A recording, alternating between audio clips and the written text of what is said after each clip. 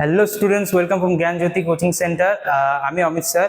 And আজকে আমাদের যে আলোচনা বিষয় হচ্ছে সেটি হচ্ছে কলকাতা ইউনিভার্সিটির আন্ডারে সেকেন্ড সেমিস্টারে ডিএসসিসি 2 মেজর হিস্ট্রি একটি অতি গুরুত্বপূর্ণ বিষয়, যেটা হচ্ছে সোলনের সংস্কারগুলি কী কী বা তার বিশ্লেষণ। এবং আলোচনায় যাওয়ার আগে তোমাদের সাথে কিছু কথা বলে নিই, যেটা হচ্ছে তোমরা যদি আমাদের সাথে যুক্ত হতে চাও তবে তোমরা এই স্ক্রিনে দেওয়া 2টি নম্বরে কন্ট্যাক্ট করতে পারো এবং আমাদের সাথে যুক্ত হতে পারো।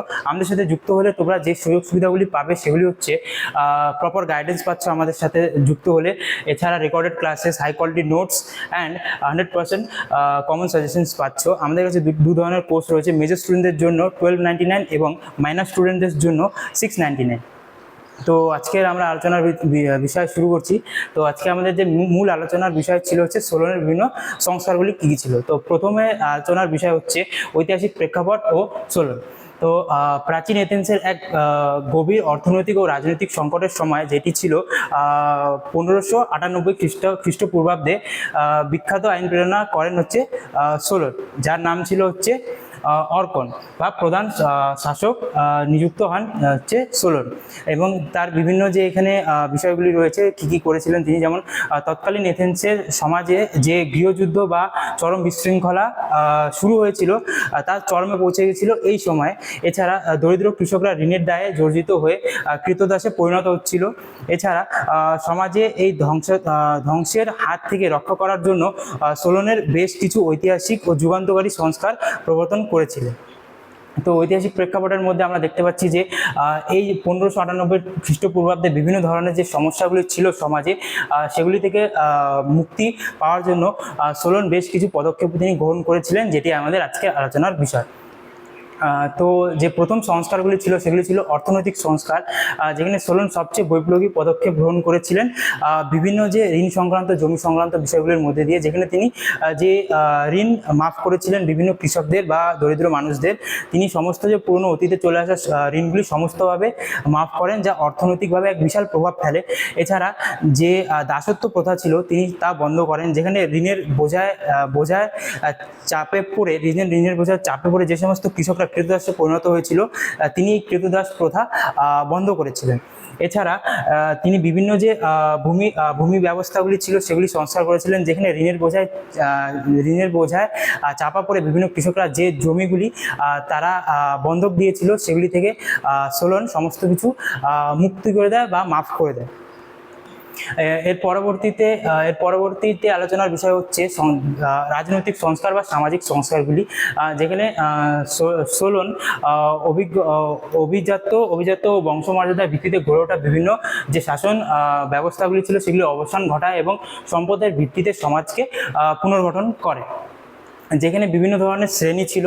এছাড়া তাদের যে বার্ষিক উৎপাদন করতো সেগুলি রয়েছে। এছাড়া সামাজিক ও রাজনৈতিক যে ভূমিকা রয়েছে সেগুলি রয়েছে, যেমন প্রথমে রয়েছে পেন্টাকোসীয় মেডিমনি, যাদের বার্ষিক উৎপাদনের হার ছিল 500 মেডিমনি, এবং তারা সমাজের সবথেকে ধনী শ্রেণী ছিল, যারা রাষ্ট্রের সর্বোচ্চ রাজনৈতিক পদগুলিতে নিযুক্ত ছিলেন।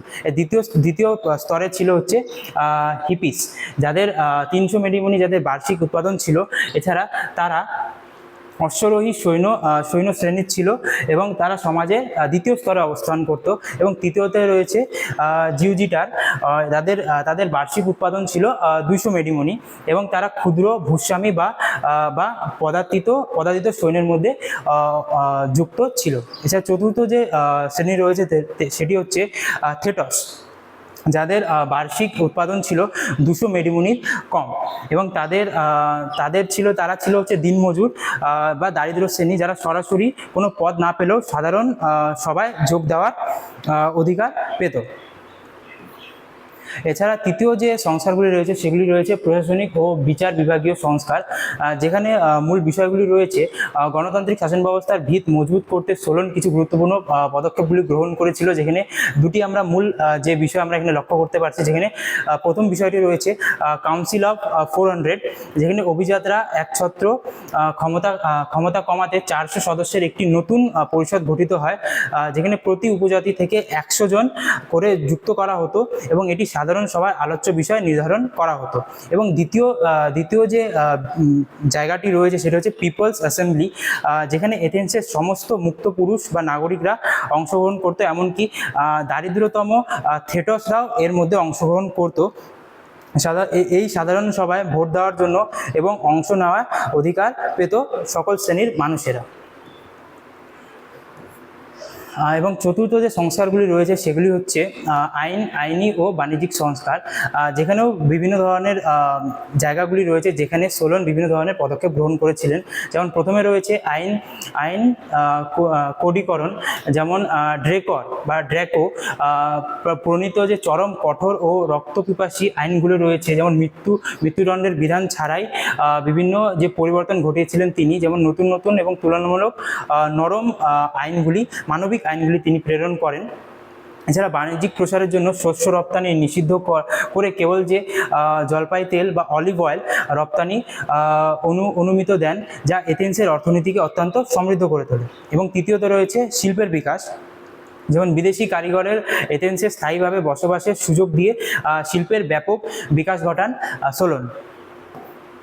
এবং যে এর মধ্যে এই সংস্কারগুলির মধ্যে বিভিন্ন ধরনের সীমাবদ্ধকতা রয়েছে এবং এদের বিভিন্ন গুরুত্ব রয়েছে। যেখানে সীমাবদ্ধতার মধ্যে বলা হয়েছে যে সোলনের সংস্কারগুলি কোনো পক্ষেই পুরোপুরি সঠিক বা পুরোপুরি যে সফল হয়েছিল সেটা নয়।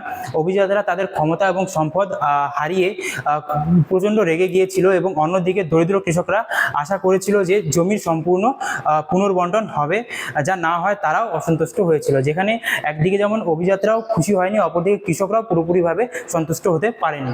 এবং এর ঐতিহাসিক গুরুত্বের মধ্যে আমরা বলতে পারি যে চরম অসন্তোষ সত্ত্বেও সোলনের এই দূরদর্শী সংস্কারগুলো এথেন্সের রক্তক্ষয়ী গৃহযুদ্ধ রুখে দিয়েছিল। বংশের বদলে সম্পদের ভিত্তিতে অধিকার নির্ধারণ এবং দরিদ্রের রাজনৈতিক অধিকার প্রদানের মাধ্যমে তিনি যুগান্তকারী পরিবর্তন করেন।